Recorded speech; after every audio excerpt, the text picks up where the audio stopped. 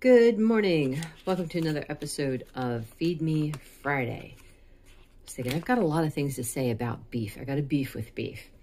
You guys have probably heard like the whole thing about the study showing that eating beef causes diabetes, and oh my goodness, things like that come out and I'm just like, it makes me so mad because I've seen the evidence for myself and my mom. Now, I eat beef every day, and I know I do not have type 2 diabetes. Last time I had my labs drawn, I think it was last year. Everything was spot on perfect. My fasting blood sugar was 70 something. So, and then I think about my mom who got her blood sugar under control eating beef. So yeah, no, it does not cause diabetes.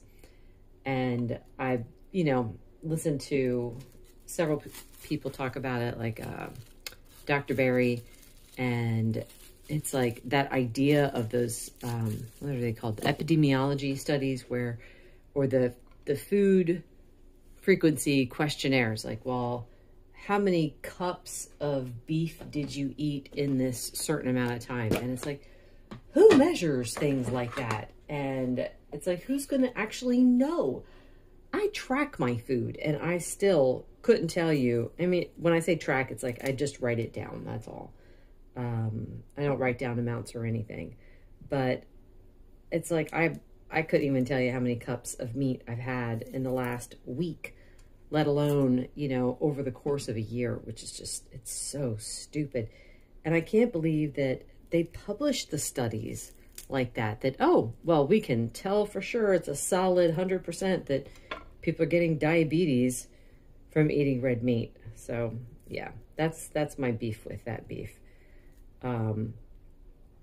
That's all I'm going to say about it. It frustrates me. And I mean, these are people too. And it's like, well, let's pray that God will help them stop being deceptive. Now, I don't know if they're doing it intentionally or if it's like this hardcore thing where it's like, oh, well, we have to do it in order to save the earth. So that leads me to something else. I was listening to a talk by someone else recently, and this guy was saying that he was okay with lying about something if he saw it as an existential threat. So I'm not going to discuss the topic because it's way too inflammatory, but that bothered me that was how he saw it. It's like, oh, well, I saw this thing as an existential threat, so it's okay if we lied about it. And then he's going back and he's talking about, there's another video where he was saying how he used to think that Christianity was the biggest threat. And it's like, okay, so you're okay with lying about something as long as you think it's a threat, because you think it's going to help people and it's going to protect people. But at one point you thought that Christianity was a threat. So does that mean that you were lying about things about any proofs about Christianity or anything like that? That kind of thing bothers me, which makes me think of these studies where their conclusion is that beef brings on type 2 diabetes. Is it like, are you so entrenched that it has to be that beef is bad, that Whole Foods plant-based has to be good, so therefore it's okay to fudge the numbers? That bothers me. And I'm not saying that, people who are doing these studies about meat and stuff like that, who want it to be true, I'm not saying that they don't lie too. I have no idea. I just, can't we let the evidence speak for itself? That's what I would like to see.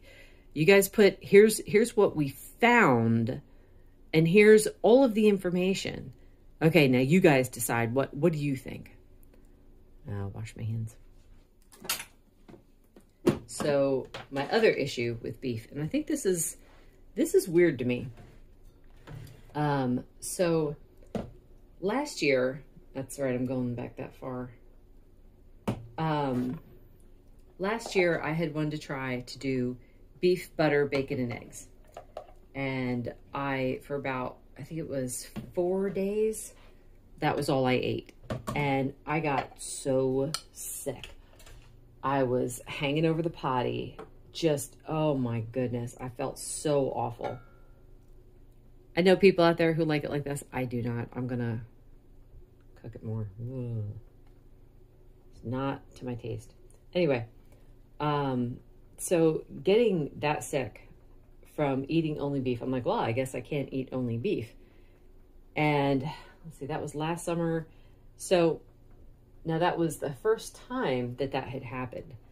And I blamed beef, and I'm like, well, I don't always have that happen. So I'm like, I'll just cycle through, you know, beef, pork, chicken, eggs, etc., etc. I'm gonna go get coffee. I'll be right back. Praline Dream coffee. It's got 2 tablespoons of heavy cream, scoop of collagen, some salt, and I just did 1 tablespoon of butter. I started cutting that down recently, and that has actually helped me not to feel so full also, in addition to weighing it like I've been doing. So anyway, fast forward to this past summer where I wanted to do an experiment to see if I add more beef before my cycle comes, how does that make me feel? So I started eating beef 3 times a day for each of my meals, and I had 0 problems with my stomach. So I'm like, all right, so then what was that I had last year? And well, actually what happened was over the course of the year, I would get that around my cycle. So I realized it wasn't the beef itself that was doing that. It was just my cycle in general. And I've had that happen several times. Thankfully, it's not every month, but this past month I had I can have things that I have often. I can have things that are new, and it doesn't matter. So anyway, that all said, I do get an aversion to certain forms of beef when I'm having hormonal issues from my cycle, which is just, it's so weird. So like a few weeks ago, I had made this ground beef in cream sauce, and oh my word, it was so good. I ate it every day for like 4 days in a row. Maybe longer than that, because I ate it until it was gone, and no one was helping me eat it, so it was all on me. Anyway, last week I was like, I could really go for that again. That sounds amazing. Let me go ahead and make it. And I did make a video for it. It hasn't dropped yet, but I'm like going back and watching my own video and making sure that I'm adding everything that should be in there. But as I'm cooking the ground beef, I'm like, this doesn't smell very good. Like, it didn't smell like the beef was bad. I knew it wasn't bad. That it wasn't that smell. It was just, in general, it was like, ugh, I don't like this. So I made it anyway, though. And when I tried it, I'm like, yeah, I don't like this. It's just ridiculous. I had it.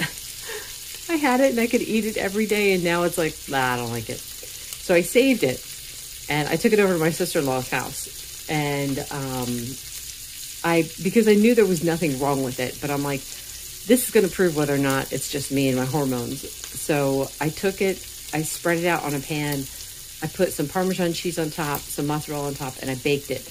And they loved it. Now, my sister-in-law's mom is not the kind of person who would lie to me and say that she liked something when she didn't. She doesn't have a problem telling me if she doesn't like something, and I appreciate that. I'm glad that she will do that. So she told me, though, that it was delicious. My sister-in-law saying it's delicious. Her husband saying it's delicious. And I'm like, just me then. Oh, got it. Okay. So, yeah. Now, in this form, I could eat this every single day. I have 0 problems eating it like this. But, man, I just cannot do it. Ground beef. I feel like I've been like 50-50 with ground beef lately, where it's like sometimes it's good. Other times I'm like, I just don't like it. So I think that's it. You ladies out there, do you notice, well, let's say anyone who's premenopausal, menopausal or postmenopausal. I know even after you're postmenopausal, you still get the cycle of hormones, because my mom's postmenopausal and I can tell when she's cycling. So do you guys have any food aversions during the hormonal periods? So let me know. I think that's it. I'm going to throw that in my bowl and go sit down and eat. Just want to show you guys real quick too. So this is something that I'll do. I weigh it before it goes in, but sometimes, well, let me see. So it should be around 100.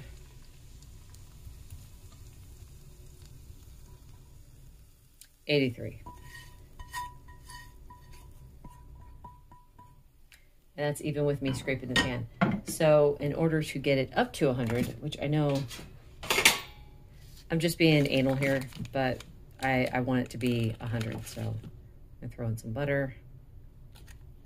A little bit more. You know why it dropped so much is because if I say blood, someone's going to correct me. We'll say the red liquid that was in the steak, that cooked out. So that's why it's so much lighter. So I'm just going to add a little bit more butter. Let's see. That's good enough. Now I'm ready to eat.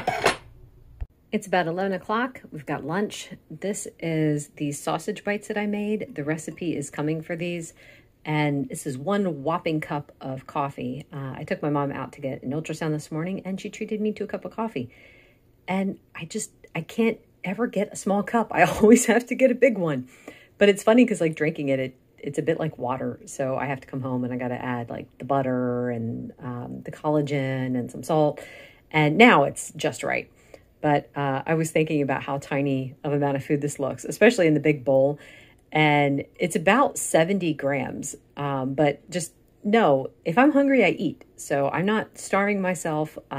This is a okay amount of food for me, especially with the coffee. So I will be okay.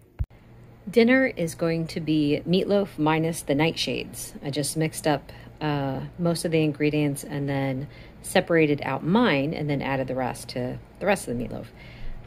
Recipe will be linked in the description. And I think because it's such a small amount, I'm going to have a little bit of sour cream to go with mine.